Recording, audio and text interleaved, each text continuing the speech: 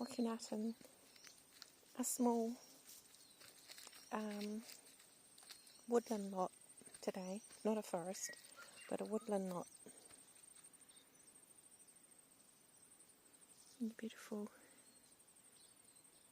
trees around me. Walking out with the dog. It's a short walk from the house where I'm living in Taupo. It's a beautiful walk on a beautiful day. It's such a still day in autumn, and it was so warm this morning. It was beautiful. So just bringing in that warm autumn feeling of the leaves dropping, as the leaves drop as they're intended in the deciduous trees, and there's a natural culling from all the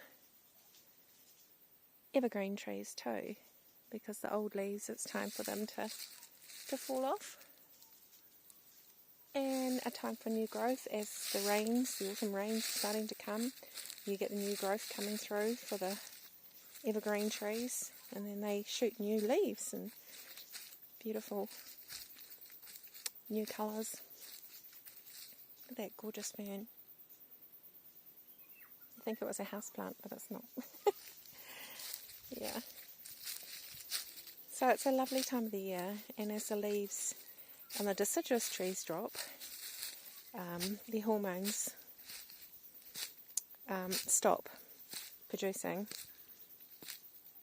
towards the leaves, and all the hormones of the trees go down towards the roots.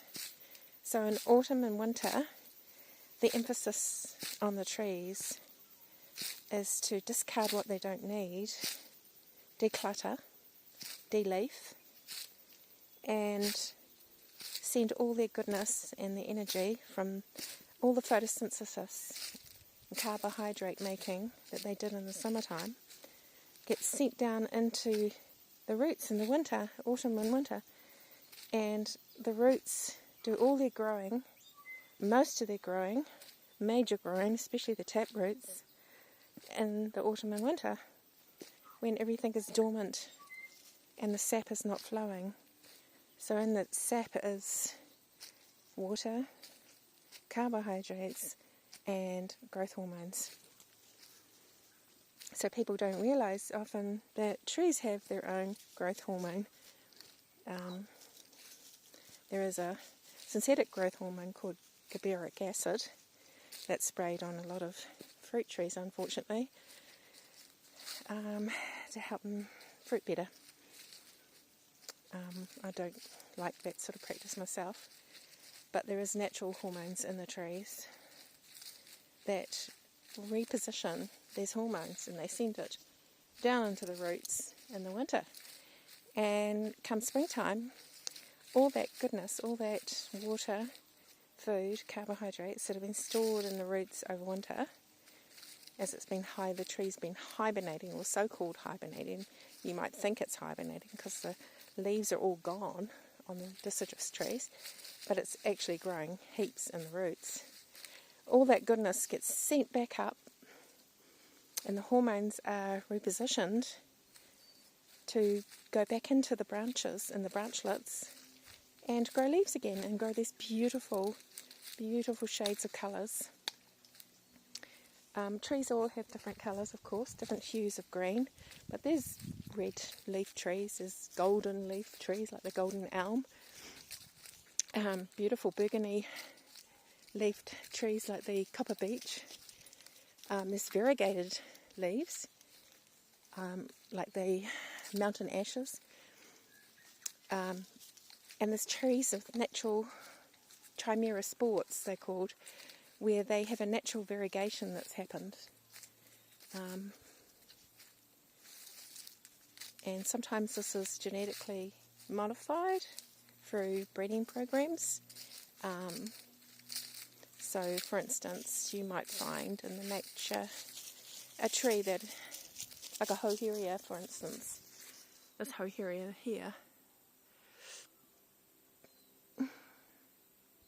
native hoheria, there is a variegated form of it, and a nurseryman once, or somebody, a Ken Gardner, found a natural sport, as they call it. I don't know why they call it a sport, because it's a game, right? But a natural sport where the tree produces a variegation, and then they breed from that. They grow more cuttings from that. Not seedlings usually, because seedlings are true to the original plants. And then they will grow these cuttings, and they will grow the variegation into the plants more and more. Sometimes they have a dominance of the parent plant, the evergreen green parent plant, and they will grow back into a green plant. And as a horticulturist, we would cut them out to keep the natural variegation going. And then eventually it becomes a natural variegation, and you hardly ever get the dominant green growing back again. Here's the beautiful flower of the Hoheria. Isn't that gorgeous?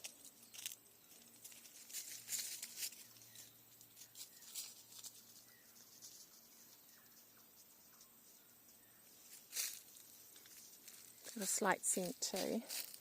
And those are all the seeds from the flower. So they have little wings. So when the seeds drop, the wings of the seeds will float in the air and repopulate somewhere else. Much like a maple has helicopter wings that actually fly like helicopters in the air. It's incredible. There's so much about plants I love. So much knowledge and more to learn. There's always more to learn. And that's just like life. There's so much more to learn from each other, because we are all variants of the first beings that populated this earth. As we've evolved, as we've grown, we are natural sports. We have grown our humanness from our forebears. So we change and we evolve and we learn and we grow, and it's a beautiful thing. So we learn from the trees how to be, how to grow, how to conserve our energy in times like winter, where we need to put our energy back into our roots. And grounding is a very good example of that. And grounding our roots into the ground. Just as animals need to ground, so do we. Come on, Manami. It's very important for animals to ground in nature.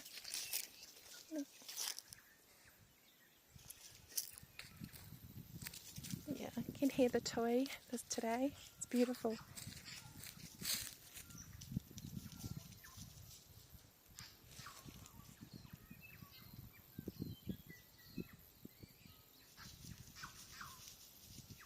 Thank you, Mr. Tui and Mrs. Tui, for your song.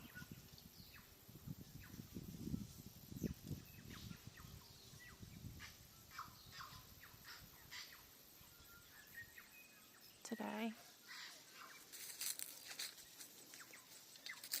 So, that's just a little video about plants, which I love to talk about, and animals, and us. It's always good to talk about the animals. Thank you for listening. See you later.